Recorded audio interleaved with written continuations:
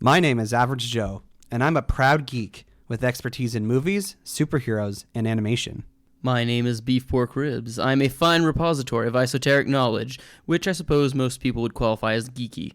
Though I dabble in many fandoms, my main areas of expertise are anime, movies, and Belgian comics, with a strong recent insurgency of D&D. Our mission is to bring nerd and geek culture to the masses by sticking it all under the microscope. Welcome to the Bat Jar Podcast.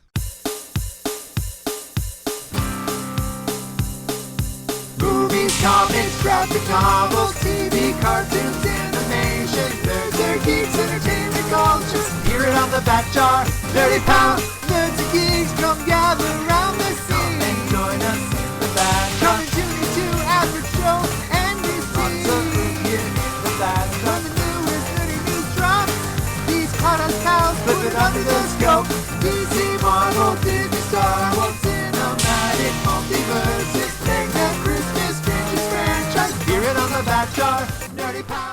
Hello there, and welcome to the Bat Jar Podcast, where we put nerd and geek culture under the microscope.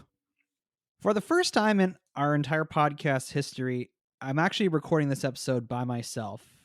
Beef Pork Ribs was unable to make it at the last minute, so we weren't able to wrangle up any special guests, and so we're going to try doing an episode solo.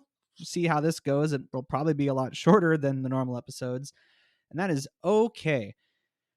It is, of course, now into the month of December, and people who've listened to the show for a long time will know that I am a big fan of the Christmas season. We got our first snowfall where I live. My house has been decorated. I've done most of my Christmas shopping. So it's time for the podcast to get into the Christmas spirit, and we're going to do this by talking about A Christmas Carol. This is a property, if you will, that exists in the public domain, which means that it doesn't belong to anybody anymore, which also means no one has to pay any money to use it for adaptation, which also means that there are now tons and tons of adaptations of A Christmas Carol. In fact, there's probably, I would say, over 100 adaptations of the original story that have been told in movies, television, stage productions. I wouldn't be surprised if there's some audio dramas out there. And our intention was to try and figure out what is the best version of A Christmas Carol, but there's just so many, and we're not going to be able to address them all here. So I just wanted to kind of give some comments, I suppose, on the whole, I guess you could say, the Christmas Carol franchise. As a secret origin segment, I suppose, I think the first time I was exposed to A Christmas Carol was probably like the Flintstones Christmas Carol that I would have seen on TV. Maybe it's that. Maybe it's the Mickey Mouse one. Definitely one of the ones more meant for kids, obviously. Obviously, as I've gotten older, I've been exposed to more of the live action and other versions. And I even had the chance when I was in school to read the original novella by Charles Dickens. And it's a novella. It's not a full novel. It's actually shorter than, I guess, what was considered standard for a novel at that time. And this was originally published in 1843. Charles Dickens, of course, is one of the most classic British novelists of history. So I find it very interesting he took the time to write a story about Christmas. And I was really surprised after reading the original book, the impact that A Christmas Carol has had on Christmas is how we view it today. When he was writing that in the 19th century, there was sort of this resurgence of Christmas traditions. It seems like, of course, I didn't live back then, but it seems like there had been a long time where there was really, I guess, a decline in interest in practicing Christmas traditions. So it was apparently, I mean, of course, I wasn't there, but apparently Charles Dickens publishing this novella was coming right at a time when people were starting to get interested in reviving traditions around the Christmas holiday. This whole idea of getting together with friends and family for parties and meals and celebrating Christmas, I guess, beyond the liturgical elements of going to mass on Christmas Day or Christmas Eve.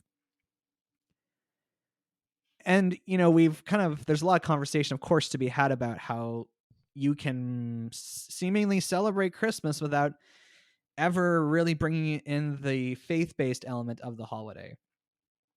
And unfortunately, that is just sort of how the culture has evolved in the West over the last, 100 or so years, that you can, in theory, be someone who celebrates Christmas without even knowing that the Christ in Christmas is meant to be referenced to Jesus Christ.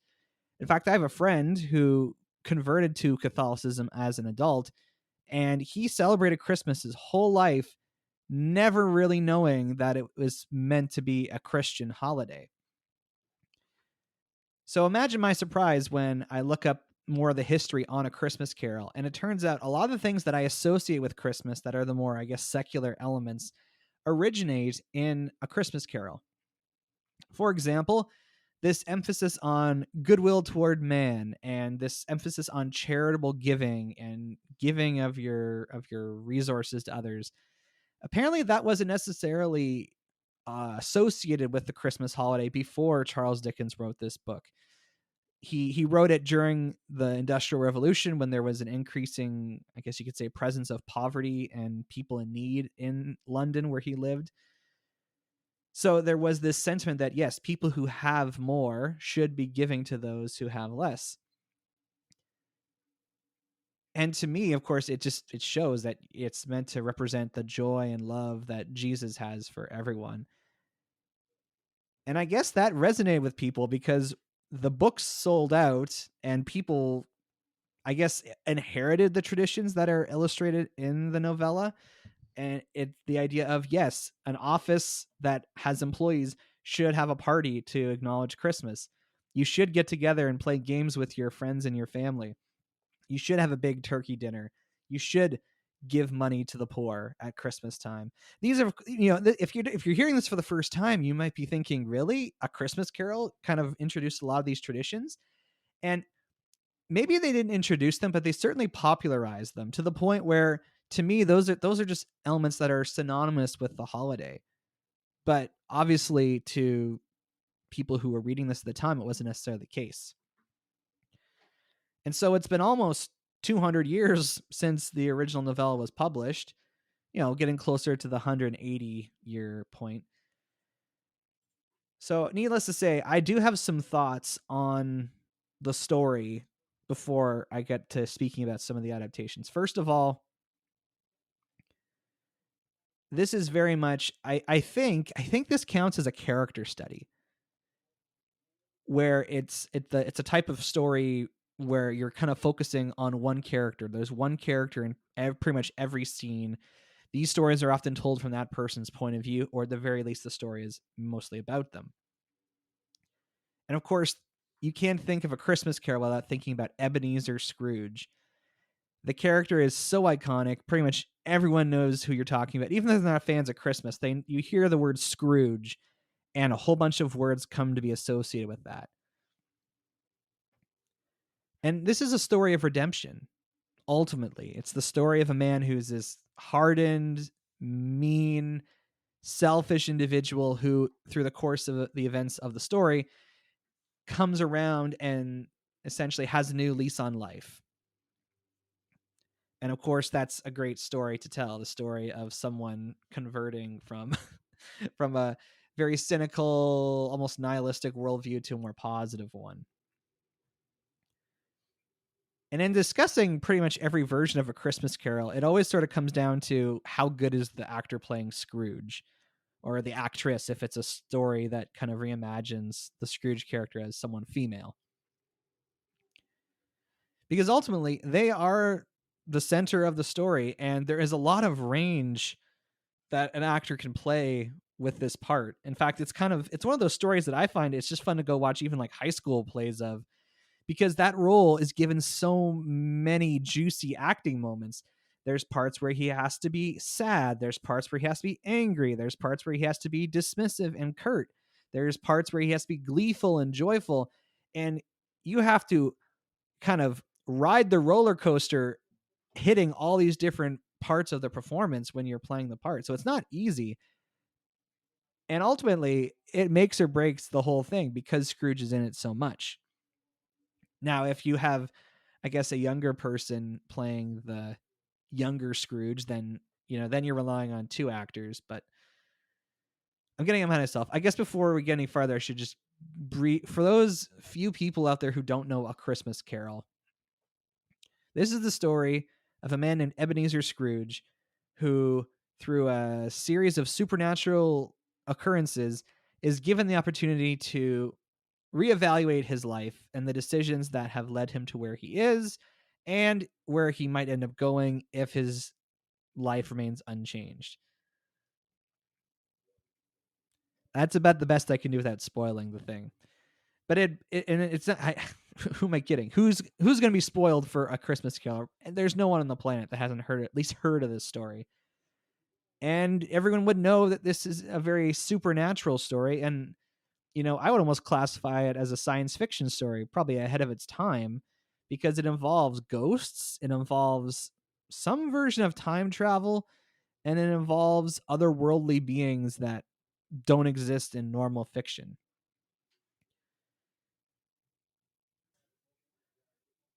So, of course, this story involves ghosts, which means that it already has a certain perspective on the afterlife. It suggests that you can remain, I guess, in some realm of existence haunting people or whatever. But interestingly, he's visited by the ghosts of his Christmas past, his Christmas present, and his Christmas yet to come. So does that mean that there's ghosts for every holiday, or is it just Christmas that gets ghosts? And does every single person have their own Christmas ghosts? In the original story, Jacob Marley, who appears to Scrooge as a ghost, explains that this whole situation where Scrooge is getting a chance to evaluate his life has been procured by Jacob Marley for Scrooge.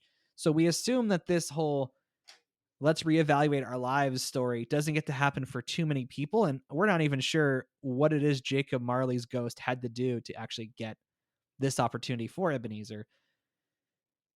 And speaking of Jacob Marley, this sort of suggests that when you die and if you lived a bad life, you're going to have all these chains and you're going to have all these things kind of weighing you down, which of course I suppose represents hell, because hell is supposed to be this place where you're suffering for all eternity and you are constantly reminded of your failings in life and the things that you did against the will of others. So I guess I can kind of see the connection there, but it's certainly not a one-to-one comparison.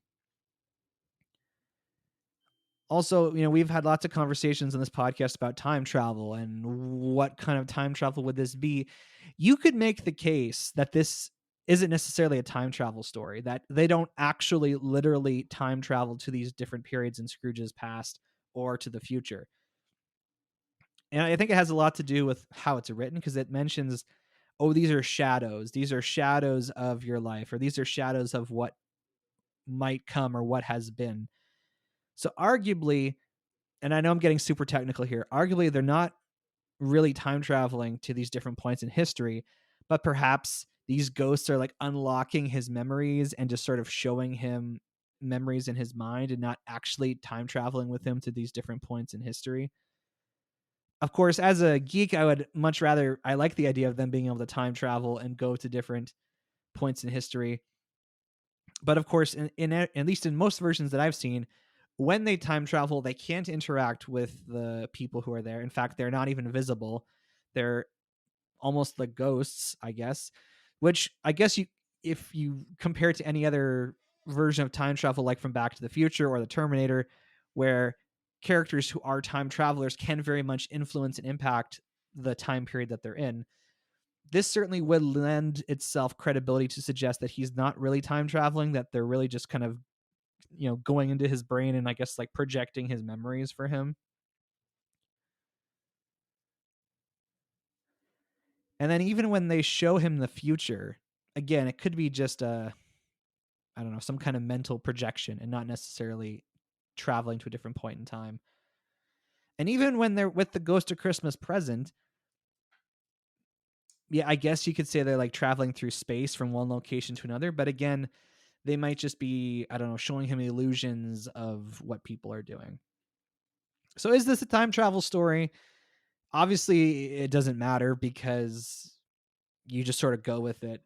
But I'd like to suggest that these ghosts do have the power to travel through space and time.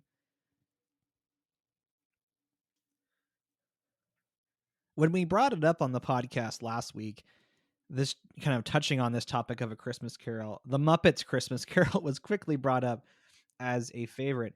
And when we were throwing the question out into the Bat Jar Facebook group chat, a lot of people seem to really like the Muppets Christmas Carol. And it makes me wonder if there's like a generational thing going on, because talking to my dad about it, he's a huge fan of the film version from the 1950s, but doesn't quite love the Muppets version. And you know what? I watched the Muppet version today with my girlfriend to kind of remind, because I think I'd only seen that one maybe once in my life before. So we watched it to just I guess reorient myself to the experience. And you know what? It made me laugh. And Michael Caine does a very charming performance as Ebenezer Scrooge. And even though the Muppets are just doing their normal Muppet voices, like none of them are trying to do British accents, it still works. You still hit a lot of the major beats of the story.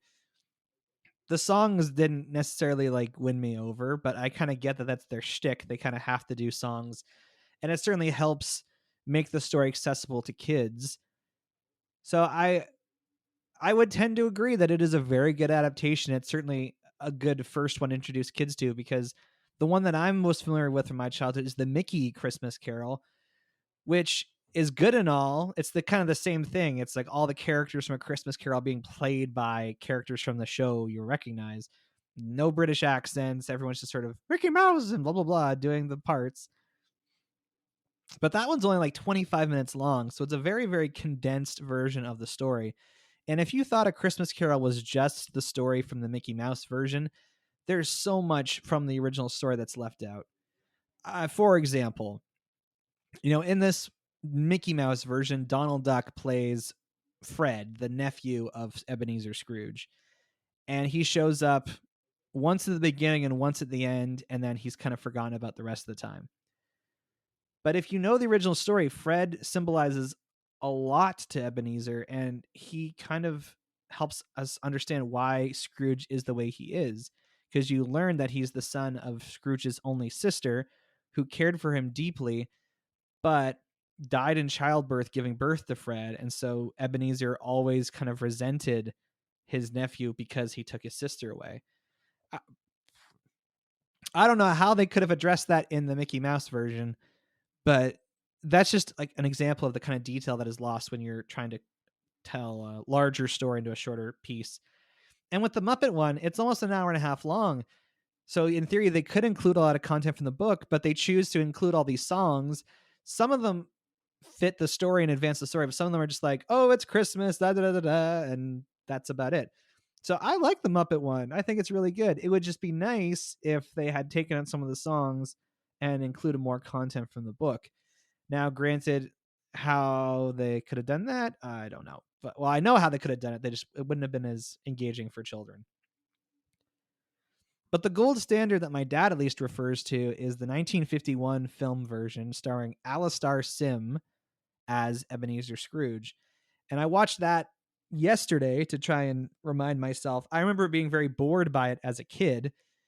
I mean, it was in black and white. It was a little long, and they spoke in that old style English that I just didn't understand as a kid. But, watching it as an adult again, it's a very good adaptation, and he sort of carries the movie. Like, none of the other performances are on the same level as his. And you just see the look in his face and just the way that he can really, again, portray all those different emotions. Like, we've had a lot of great actors play Scrooge over the years. There's one version I've never even seen, but I've seen clips of with George C. Scott in the role, ironically an American playing a British character. And, he does a good job from what I've seen, of course. But the Alastair Sim one is certainly limited. This is, of course, the one from the 1950s. It's limited by its technology because it was made in the 50s. So the visual effects are really nothing to write home about. I kind of wish, like, I've seen enough versions of A Christmas Carol. I kind of wish they just sort of shoved elements of the different ones together. For example, there's the animated version with Jim Carrey that Disney made in 2009. I remember seeing that in the theater and just being blown away by the 3D. Like, it felt like there was snow coming down on us in the theater. And as you're flying around with him and the ghosts of Christmas, it was very exhilarating and I enjoyed it a lot. But watching on a home video, without the impact of the 3D, it was a much boring, a lot duller story. I think the saving grace for me in that version is that Jim Carrey plays not only Scrooge, but he also does all the different ghosts. And I think that's quite meaningful when they're supposed to be the ghosts of his Christmas. So shouldn't it be the same person, or at least a version of the same person? It works out really well when they have to repeat back his own lines to him. But I haven't rewatched it since because it's dull and frankly it gets very dark in places. And again, going back to the Mickey Mouse one, despite its short runtime, it really goes there and it gets you in the feels for the moments that are meant to make you feel. I suppose if you are looking for one that's more faithful to the book than the George C. Scott version or the Alistair Sim version, would be ones to go to. I'm actually quite fond of the Flintstones one that I brought up earlier, just because it's interesting because they're putting on a play about A Christmas Carol. So Fred is playing the part of Scrooge, but then he's also in the world of the Flintstones at that time is being a big jerk to everyone. And they're like, oh, like he's really got the part down because he's such a jerk. You watch A Christmas Carol and it's an interesting story to sit through because obviously there's the three ghosts. So you think past, present, future. You think there'd be equal, I guess, screen time between each part, but really for an old man like Scrooge, there's so much of his life that's in the past. And so a lot of the adaptations that are shorter will tend to cut a lot of content out of his past.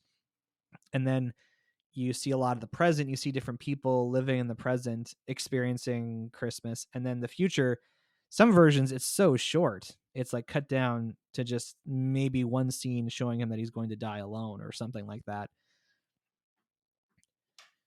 And I often wonder now, since this is as a story set in like 19th century England,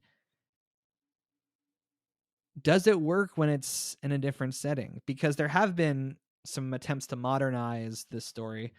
One I learned about just yesterday was there's this movie that was made for TV called An American Christmas Carol, where Henry Winkler plays this guy who is American, and it's set during like the Great Depression, and he kind of reminded me of like Mr. Potter from It's a Wonderful Life. And it's the same story beats. He gets visited by the ghosts and whatever, and he has a change of heart at the end. But I mean, I mentioned it last week. I think one of my personal favorite updates to A Christmas Carol is Scrooge, the movie from 1988 starring Bill Murray, because it adapts the spirit of A Christmas Carol while being its own thing. Yes, like the Flintstones version, there's a production of A Christmas Carol being put on while the movie is happening, while he's meeting all the ghosts of his past. But it really tries to update the concept. So instead of him being like a English moneylender during the 19th century, he's an American TV executive living in New York City. And he's mean to his employees. He's a terrible person to work with, and he does not seem to care about other people. And those are all core elements of the Scrooge character. But he has his three ghosts. They're the same three ghosts, but obviously his past is not the same. And of course, like everyone, he has reasons for the way he is, and he gets an opportunity to redeem himself. And then interestingly, most versions of A Christmas Carol don't really revisit his former love interest in present day or in the future. But lucky for Frank Cross, the Bill Murray character, he gets to rekindle his romance with the girl that he left behind in his present day. So ultimately, most of these adaptations are pretty good. Some of them are obviously not, and that's why they're not being mentioned here. I would actually recommend reading the original novella. It was quite interesting to read. I mean, I was in like grade 7, so I don't remember it super well, but it was still enjoyable from what I can remember. Any of the movie versions we've mentioned are worth watching at least once. If you have kids, I would say either the Mickey Mouse or the Muppets one are good starters. The Mickey Mouse one is obviously shorter, so if you have like little kids, maybe start them with that and then upgrade them to Muppets, because that's a more, I guess, like feature length adaptation of the story. And then if you're gonna want something that's more, I guess, accurate to the book, like there's a Patrick Stewart version out there. There's one where Kelsey Grammer plays Scrooge. There's an animated one where Tim Curry is the voice of Scrooge. And then the ones I've mentioned here with Alistair Sim or George C. Scott would be good choices as well. But the big question, what kind of Christmas movie is this? Because technically, like It's a Wonderful Life, it's really just the story of this guy's life, and he's revisiting all these points in his history. But it is set on Christmas Eve, and they are the ghosts of Christmas. So arguably, there really wouldn't be a movie if there wasn't the Christmas setting. I mean, I suppose these ghosts could exist for any particular season of one's life or any holiday. But I guess because they are ghosts of Christmas and it's literally called A Christmas Carol, we'll have to consider an A-type Christmas movie. So there you have it. A shorter episode today for sure, but those are my thoughts on A Christmas Carol. If you want to reach the show, you can send us an email at batjarpodcast@gmail.com. or you can tweet us at The Bat Cookie Jar. You can find the Bat Jar Podcast wherever you listen to podcasts, including YouTube, because we got a channel. Share our posts on Facebook, write reviews, give our shows a rating. This will help all people join us inside the Bat Jar, and we appreciate it dearly. Next week, we might talk about the new Ghostbusters, or we might also just talk about something else that's Christmas related. I think there's that new Home Alone that's on Disney Plus. We might have to talk about that. But until next time, I'm Average Joe. Catch you on the flip side.